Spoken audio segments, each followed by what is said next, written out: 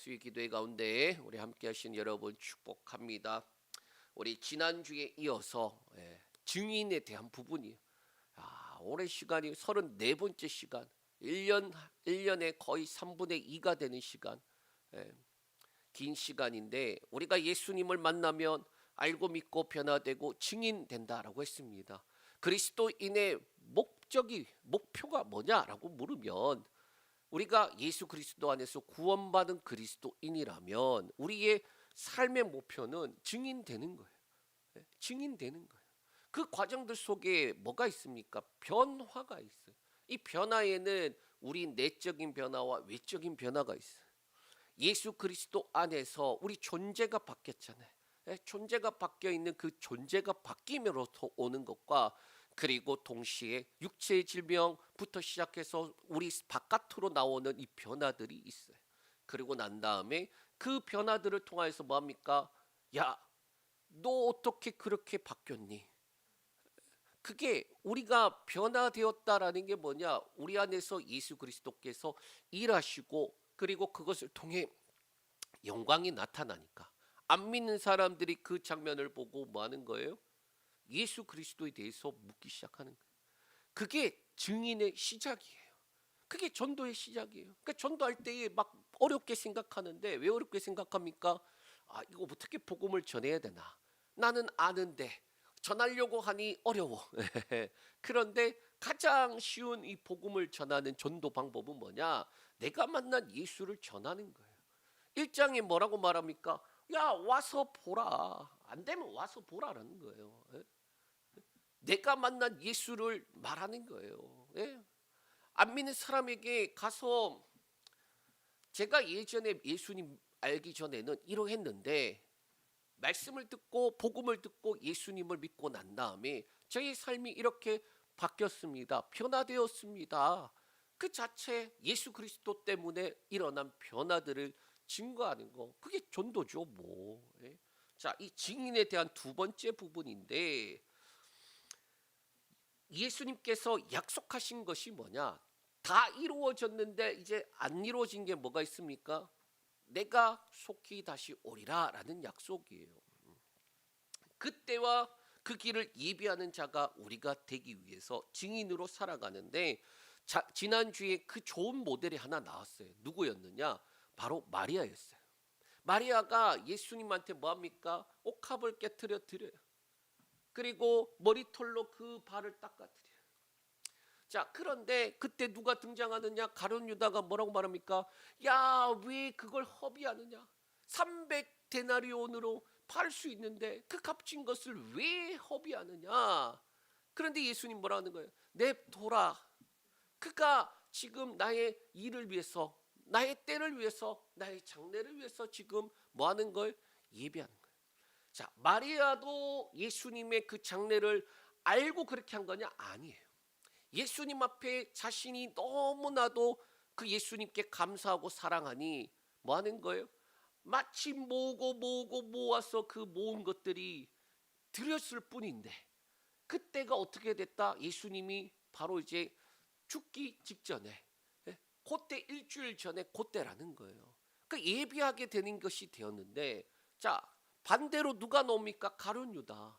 가룟 유다도 예수님의 그 장례를 준비하는 자가 됐어요. 어떤 쪽으로? 나쁜 쪽으로. 예수님을 팔아버리잖아요. 예. 가룟 유다가 안 팔았으면 누군가 팔아야 돼 또. 예? 그런데 이 가룟 유다가 뭐 하는 거예요? 자기가 돈계를 맡았기 때문이다. 그렇기 때문에 뭐 하는 거예요?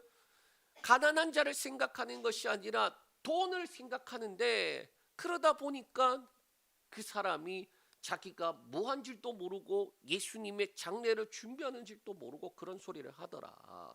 자, 예수님께서 그 일들을 향하여서 가는데 우리가 지난주 그 전주 이 변화의 가장 끄트머리에 뭐가 나왔느냐? 죽었다가 살아난 나사로 이야기가 나왔어요. 자, 변화 중에서 죽었다가 살아난 것만큼 그보다 큰 변화가 어디 있겠어요? 그렇죠? 그런데 우리도 죽었다 살았잖아요. 아닌가요? 죽었다 산 사람 아닌가요? 세례가 의미가 뭡니까? 예수 그리스도와 함께 죽고 다시 예수 그리스도와 함께 살아난 자들, 그것을 고백하는 거잖아요. 우리도 죽었다가 살아난 자들이, 그보다 극적인 변화는 없어요. 자, 그런데 이 죽었다 살아난 나사로 때문에 어떤 일이 일어나느냐? 많은 사람들이 예수님 오셨다라는 소식을 듣고 왔지만은 누구를 보기 위해서 왔다? 죽었다가 살아난 나사로 보기 위해서 왔대요. 성경에 그렇게 돼 있어요. 그러고 난 다음에 그 왔던 사람들이 예수님이 예루살렘 입성할 때 어떤 자가 됩니까? 호산나, 호산나, 다윗의 이름으로 오시는 여, 예? 이스라엘의 왕이요. 그 외쳤던 사람들이 보니까 이 죽었다가 살아난 나사로를 보고 그래서 예수님을 믿게 된 사람들이다라고 나와 있어요. 그렇게. 자, 나사로도 어떻게 됩니까? 그렇게 준비가 되었고, 자, 이러한 상황 가운데 우리가 그리스도인은 어떻게 되느냐? 이 변화와 증인으로 나가지 않으면 어떻게 되느냐? 종교인이 되고, 더 나아가 가룟 유다나 또 다른 대제사장들 같은 사람이 된다라는 거예요. 그래서 예수 믿고 구원받았다, 정말 중요해요. 왜? 시작은 해야 되니까. 그런데 거기에 멈춰 있으면 어떻게 된다? 종교인이 되거나 또 다른 가룟 유다가 되거나 또 다른 대제사장들이 된다라는 변화와 증인이 그만큼 중요하다. 자, 오늘 본문은 원래 20절에서 36절까지 읽어야 되는데 그 핵심 되는 부분 23절에서 26절만 읽었습니다. 그래서 전체 다 다룰 텐데 한 단계 더 나아가서 예수님의 영광의 때를 예비하는 그 사건들이 등장합니다. 우리 한번 같이 살펴보겠습니다. 먼저 20절에서 23절 말씀 읽겠습니다. 명절에 예배하러 올라온 사람 중에 헬라인 몇이 있는데 그들이 갈릴리 벳세다 사람 빌립에게 가서 청하여 이르되 선생이여 우리가 예수를 배웠고자 하나이다 하니 예수께서 대답하여 이르시되 인자가 영광을 얻을 때가 왔도다. 아멘.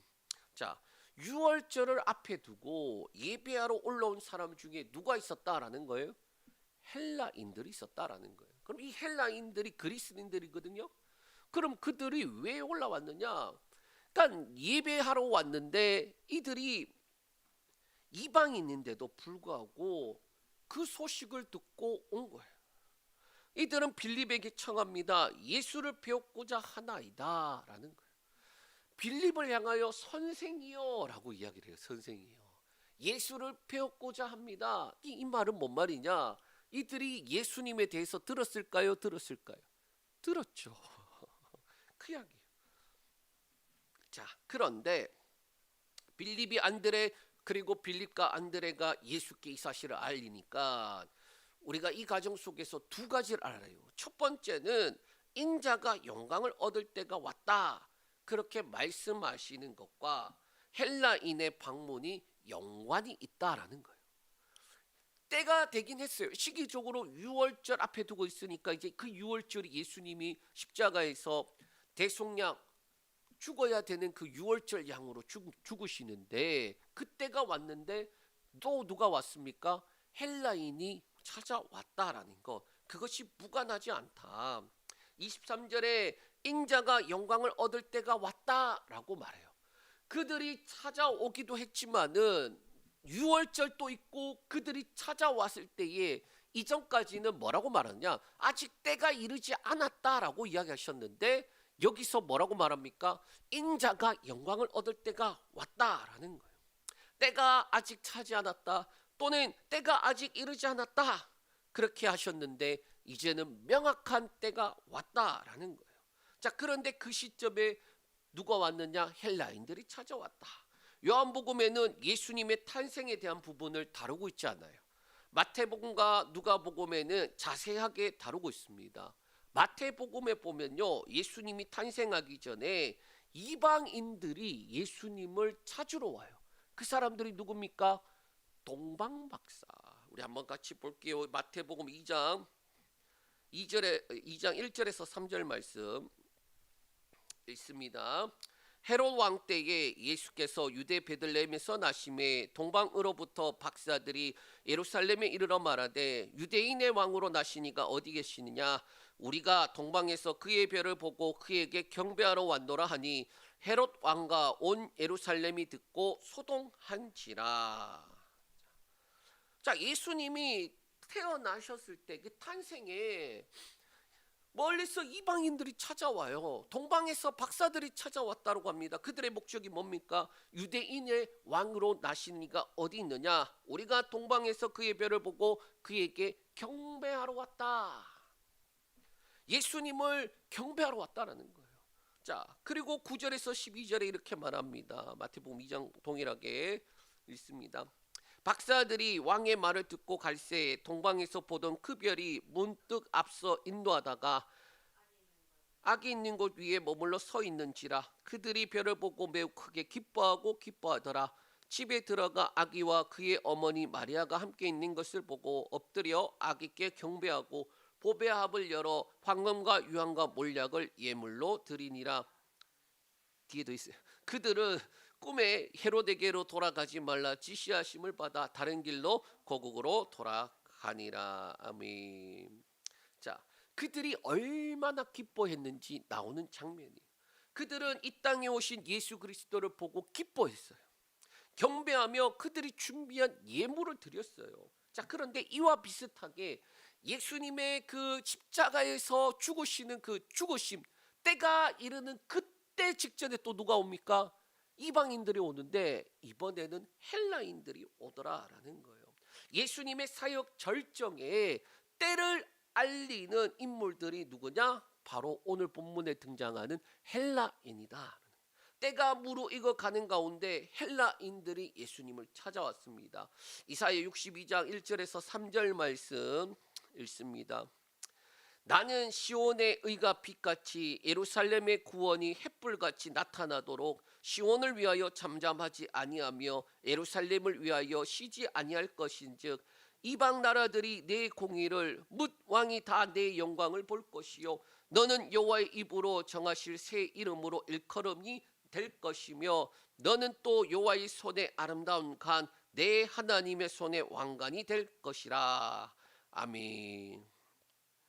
예루살렘의 회복에 대한 말씀이에요. 예언적 말씀이에요. 그런데 예수님께서 말씀하시는 이 빛과 때와 이방 나라와 그리고 뭐가 들었습니까? 영광이 다 들어있어요. 참 어려운 부분이지만은 예수님은 그러면 때를 아셨을까? 아니면 알지 못하셨을까? 우리는 이것에 대해서 생각할 필요가 있어요. 자, 예수님은 때에 대해서 알고 계셨을까? 아니면은 알지 못하셨을까? 자, 이 말이 뭔 말일까요? 때에 대해서 요번 6월절에 내가 죽겠구나. 내가 죽어야 하는구나. 그때를 아셨을까? 모르셨을까? 그 내용이에요. 자, 결론은 뭐냐? 예수님은 하나님과 동일하신 분이지만 스스로 낮아지셔서 이 땅에 우리와 같이 오셨어요. 자, 때에 대해서 예수님의 모습을 보면 때와 시기는 아버지께서 자기 권한에 두셨고 너희 알 바가 아니다라고 말씀하세요. 동일하게 예수님은 어떤 자세를 가지셨느냐? 이 땅에서 동일하게 그러한 자세를 가지셨어요. 때에 대해서는 아버지의 권한이야. 자, 그러면 그때가 언젠지 그때가 어느 때가 될지에 대해서 예수님은 뭐냐? 하나하나 이루어져 가는 그 말씀이 하나하나 이루어져 가는 것들을 보면서 하나님의 때가 오고 있구나라는 것을 알고 계셨고, 그리고 이방인들이 찾아왔을 때에 이때구나라고 그렇게 예수님이 아셨다라는 거예요. 그러니까 그렇게 말하잖아요. 그 전까지만 해도 때가 아직 이르지 않았다라는 거예요. 그런데 이방인이 찾아오니까 이제 때가 왔다. 아들로 영광을 얻을 때가 왔다라고 말씀하시는 거예요. 자, 이런 의미에서 우리에게 증인됨에 대한 의미는 우리는 다시 오실 예수님이 어느 때에 어느 시기에 오실지 모르잖아요. 예수님이 내일 모레 오신다고 그러면 우리가 이러고 살겠습니까? 네?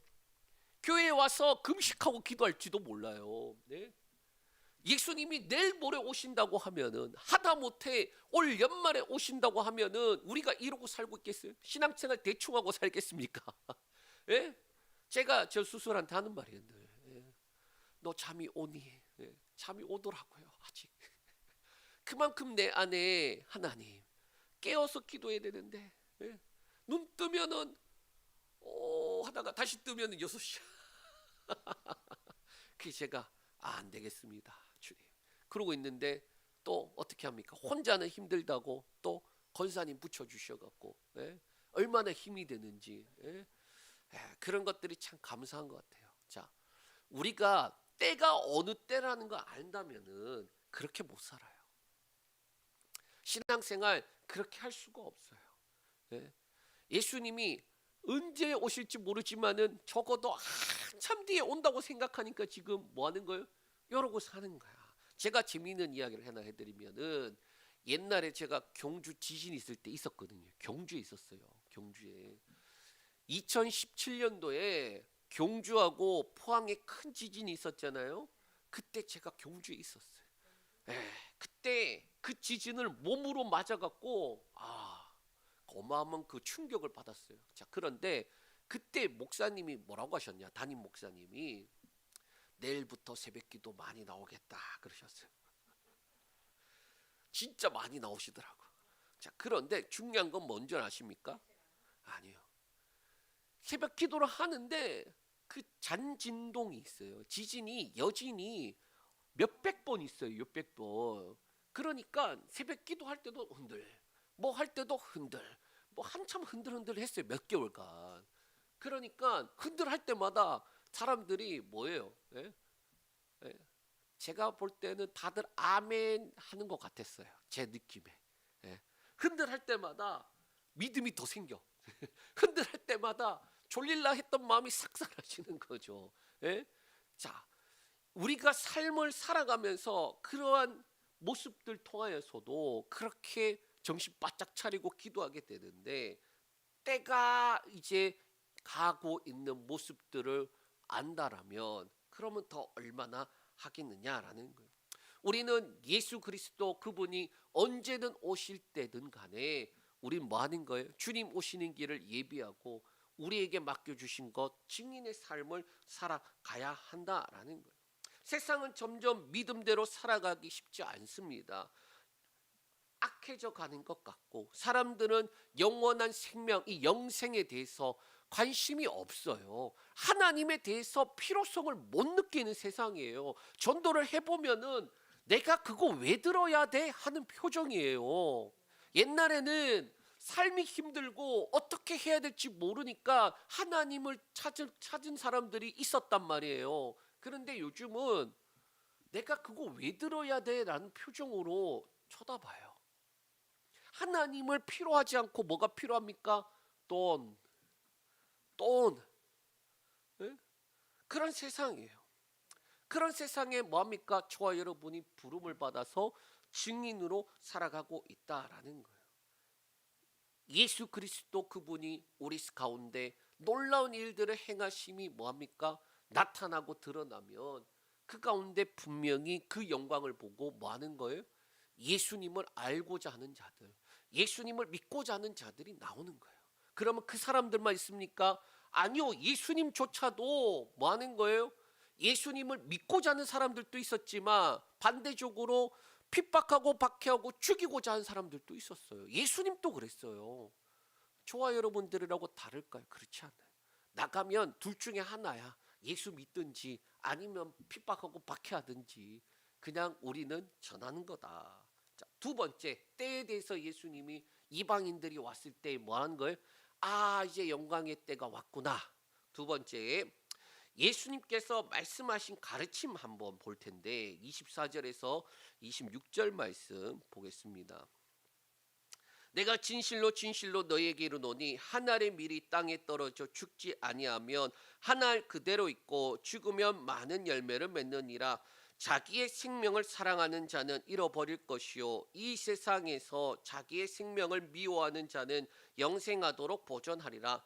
사람이 나를 섬기려면 나를 따르라. 나 있는 곳에 나를 섬기는 자도 거기 있으리니 사람이 나를 섬기면 내 아버지께서 그를 귀히 여기시리라. 아멘. 자, 헬라인이 찾아왔는데 예수님은 제자들에게 뭐 하느냐? 가르침을 말하고 있어요.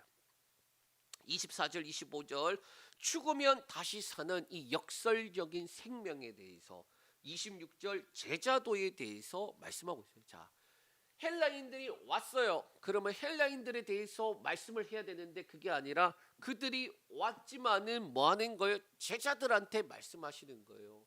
예? 죽어야 다시 산다라는 그 복음을 말씀하시는 거예요. 그리고 나를 따르려면 이렇게 해야 된다라고 제자도에 대해서 말씀하는 거예요. 그리고 그 핵심이 뭐냐? 하늘의 밀이라는 거예요. 바울이 여러 서신에서 걸쳐서 이 하늘의 밀에 대해서 조금 다르게 부활과 연결해서 말씀하고 있어요. 첫째 아담과 둘째 아담.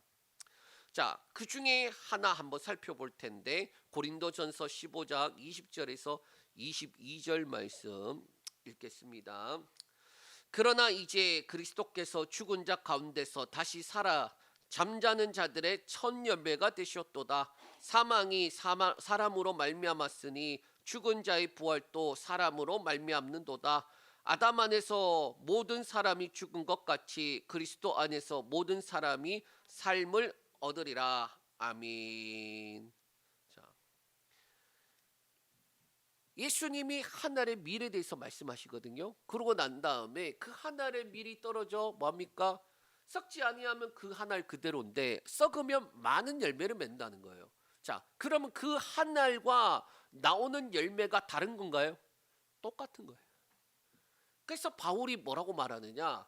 부활의 첫 열매라고 말하는 것 자체가 예수님께서 그 첫 열매가 되시기 때문에 그 예수 그리스도 안에 있는 우리는 뭡니까? 똑같은 열매를 맺는다라는 거예요. 예수님이 부활하신 것처럼 우리도 부활한다라고 말하고 있는 거예요. 예수 그리스도 안에 있지 않고 첫째 아담 안에 있을 때에 첫째 아담의 열매는 첫째 아담의 열매밖에 안 나온다. 죄의 열매는 죄밖에 안 나온다. 그 열매로부터 벗어나려면 어떻게 되느냐? 존재가 바뀌어야 된다는 거예요. 계속 존재가 바뀌어야 된다고 하는데 그게 무슨 의미인지, 그래서 어쩔 수 없이 씨앗으로 설명을 했던 거예요. 사과나무를 심었는데 사과나무를 심었으면은 죽었다 깨어나도 사과가 열리는 거예요. 사과를 심었는데 배가 열리면은 이상한 거예요. 그러니까 첫째 아담 안에서 나오는 모든 것들은 뭡니까? 죄의 열매들밖에 안 나오는데 그 존재가 바뀌어서 둘째 아담에 들어가서 뭐 하는 거예요? 나왔으니 생명의 열매밖에 더 나오겠느냐라는 거예요. 자, 예수님 자신이 먼저 하늘의 밀이고, 그리고 제자들은 예수님으로 말미암아 열매로서 하늘의 밀이며, 또 그들을 통하여서 뭐합니까? 또 다른 열매들이 나온다라는 거예요. 교회가 또 저와 여러분들이 오늘날까지 내가 어떻게 복음을 듣고 예수를 믿게 됐는가? 누군가가 복음을 전해줬기 때문이에요. 예수 먼저 믿은 사람이 복음을 전해줬기 때문이에요. 하늘의 밀처럼 썩어지면서 뭐 하는 거예요? 열매 맺으려고 했던 사람이 있기 때문에 그 열매가 무슨 다른 열매입니까? 예수 그리스도의 열매를 맺었던 거예요. 그 열매가 누굽니까? 저와 여러분들이다라는 거예요. 증인은 결국 생명을 가졌지만 그 생명을 열매 맺는 것은 예수님을 따라가는 삶, 예수님을 닮아가는 삶에 있다라는 거예요. 그러니까 씨앗 그대로 있는 삶을 살면 된다? 안 된다. 그러면 예수 믿고 구원받았으니 난 죽으면 천국 간다 그러고 있으면 어떤 거다? 씨앗 그대로 있는 것과 뭐가 다르냐? 그 씨앗이 뭐 하는 거예요? 먼저 나를 변화시키고, 그리고 동시에 그것이 바깥으로 나와서 증거가 되어지고, 그 증거를 통하여서 뭐 하는 거예요? 또 다른 열매를 맺어가는 것이다 라는 거예요. 자, 그래서 26절에 예수님께서 정말 나를 섬기는 사람은, 그렇게 시작하면서 예수님을 따라가는 삶, 그리고 그것을 아버지께서 귀하게 여기신다라고 말씀하고 있어요. 이게 증인됨의 이유고 제자도라는 거예요. 여러분에게 예수 그리스도의 생명이 있습니까? 생명이 있다라는 거, 그럼 그거 어디서 나타나는 겁니까? 또 다른 열매를 맺느냐라는 거예요. 전도하라고 그러면은 오해하시는 분들이 많아요. 전도는 내 안에 예수의 생명이 있다라는 증거인데, 그게 마치 우리 교회가 커져야 되고 그런 것처럼 생각하면 안 된다라는 거예요. 죽었다 깨어나도 내 안에 예수의 생명이 있다는 거 어떻게 증거해야 되느냐? 내적으로 내가 변화돼야 되겠지만 외적으로도 열매들이 자꾸 나타나야 돼요. 그 제가 기도를 하는 거예요. 뭐냐? 하나님, 내 안에 예수의 생명이 있습니다. 내 안에 예수의 생명이 있습니다. 그럼 뭐 해야 됩니까? 열매 맺어야죠. 부담되는 거예요. 그런데 부담으로 되는 게 아니라 뭐다? 예수 그리스도 안에서 끊임없이 공급받으면 된다. 변화되면 된다. 그것이 나타나면 된다. 그것이 더 나아가 증거되어지면 된다라는 거예요. 2026년 우리가 이 부분에 집중하게 될 것인데, 그 열매는 생명으로 나타나고 하나님이 기이 여기시는 개인과 가정과 교회가 될 것입니다. 그 은혜를 누리는 저와 여러분 되시길 축복합니다. 세 번째로 예수님의 기도와 하나님의 응답이에요. 27절에서 28절 말씀 읽습니다. 지금 내 마음이 괴로우니 무슨 말을 하리요? 아버지여, 나를 구원하여 이때를 면하게 하여 주옵소서. 그러나 내가 이를 위하여 이때에 왔나이다. 아버지여, 아버지의 이름을 영광스럽게 하옵소서 하시니, 이에 하늘에서 소리가 나서 이르되, 내가 이미 영광스럽게 하였고 또다시 영광스럽게 하리라 하시니. 자, 예수님이 얼마나 괴로우신지 뭐라는 거예요? 마음이 괴롭다라고 말씀하세요. 그런데 겟세마네 기도에 대해서는 우리가 잘 알고 있잖아요. 겟세마네에서 뭐라는 거예요? 이 잔을 내게서 지나가게 없소서. 그런데 내 뜻 말고 아버지 뜻대로 되옵소서. 그것만 생각하는데 여기도 똑같이 나와요. 뭐라는 거예요? 이 때를 면하게 하옵소서. 그러나 내가 이 때를 위해서 왔나이다. 제가 이제 제 기억으로 이게 한 20년 전쯤인 것 같아요. 그러면 이제 대학원 들어갈 때쯤이거든요. 그러니까 신학교 어떻게 나왔어요, 정말로. 그런데 신대원 들어가면서 무슨 생각이 드느냐? 야, 세상이 너무 힘들어. 지금 저희 후배들은, 대학원 다니는 후배들은 아마 앞날에 목회를 어떻게 해야 되나, 부름은 받아서 왔는데 지금 교회들의 상황들이 너무나도 어려우니까, 아니 이런 세상에서 어떻게 목회를 해야 되나, 아마 그럴 거예요. 제가 그때 무슨 마음이 들었느냐? 하나님 참 너무하십니다. 세상은 전혀 바뀌지 않는 때에 왜 이러한 때에 좀, 제가 그냥 있는 그대로 말하는 거예요. 부흥의 때가 아니라, 기독교가 부흥의 할 때 그때가 아니라 부흥의 때를 꺾여갖고 지금 한참 밑으로 지금 떨어지고 있는 그 쇠퇴기. 야, 세상은 점점 악해져 가는데, 점점 하나님을 필요로 하지 않는 세상인데 뭐 이런 세상에 부르셨나? 그런 때에 개척인가? 그러나 예수님은 뭔가요? 내가 이를 위하여 이때에 왔나이다 라는 거예요. 저는 자신 있게 기도하는 것 중에 하나가 뭐냐? 하나님, 제가 뭐 잘하는 것 잘 없고 뭐 능력 모르겠고, 그런데 하나님 언제든지 하나님 뭔가 이렇게 한번 뒤집을 수 있는 그러한 도구로서, 역전을 일으킬 수 있는 도구로서, 그렇게 정말로 필요한 때에 마음껏 쓸 수 있는, 자, 정말로 다 어려운 상황인데 그래도 뭔가 하나 남아 있어. 그게 제가 됐으면 좋겠다고. 이러한 때에 내가 왔나이다. 근데 다 잘할 필요는 없고요, 하나님. 그 중에 하나라도 써주시는데, 언제? 하나님 정말 어려운 시기에 확 뒤집을 수 있는 그러한 역전의 도구로 써달라고 그런 기도를 했던 기억이 있어요. 저도 여러분도 마찬가지예요.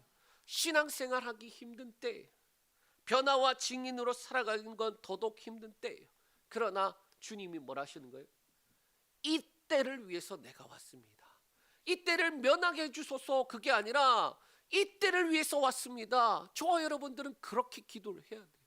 하나님, 가정을 바라보면서 저 남편, 저 아내, 저 아들, 저 딸, 자식들, 주어져 있는 환경들, 여건들 바라보면서 이 때를 면하게 하여 주시옵소서. 우리 마음은 그런 기도 나오죠. 너무 고통스러우니까. 그러나 주님은 어떤 기도를 하신다? 이 때를 면하여 주시옵소서. 그 기도하시면서 동시에 뭔가요? 주님, 내가 이 때를 위해서 왔습니다. 이 때를 위해서 왔습니다. 그래요. 가정에서 주님, 이 어려운 시기에 내가 이 때를 위해서 지금 이곳에 있습니다. 하나님, 우리 가정들, 또 우리 자녀들, 그들이 지금은 그때를 피하고 싶은 만큼 어려운 상황이지만 내가 그래도 기도하는 이때가 있기에 나에게 희망이 있습니다. 소망이 있습니다. 자, 하나님의 보증이 있어요. 기도하는 자들에게. 하늘에서 소리가 나서 이르되 내가 이미 영광스럽게 하였고 또 다시 영광스럽게 하리라. 저와 여러분들은 왜 기도합니까? 응답하시는 하나님이 계시기 때문에. 하나님은 내 기도를 들으신다. 하나님은 응답하신다. 반드시 응답하신다. 그거 없으면 기도 왜 하냐? 할 필요가 없는 거예요. 하나님이 듣는지 안 듣는지도 모르는데 기도할 수 있습니까? 하나님이 응답하실 수 있는 능력이 있는지 없는지 모르는데 기도할 수 있나요? 기도하는 게 아니라 비나이다, 비나이다. 오늘 함께 기도할 때에 하나님, 이때를 면하게 하여 주시옵소서. 이제까지 그런 기도를 했다라면 하나님, 이제는 내가 이때를 위해서 왔습니다. 주님, 나를 이때를 위해서 부르셨습니다. 주님, 나를 이때를 위해서 교회에서 기도하라고 부르셨습니다. 가정을 위해서 기도하라고, 자녀들을 위해서 기도하라고, 우리 가정의 모든 문제들을 위해서 기도하라고, 교회를 위해서 기도하라고 그렇게 나를 부르셨습니다. 그렇게 함께 기도하여 하나님의 놀라운 영광의 때를 보는 저와 여러분들 되시길 축복합니다.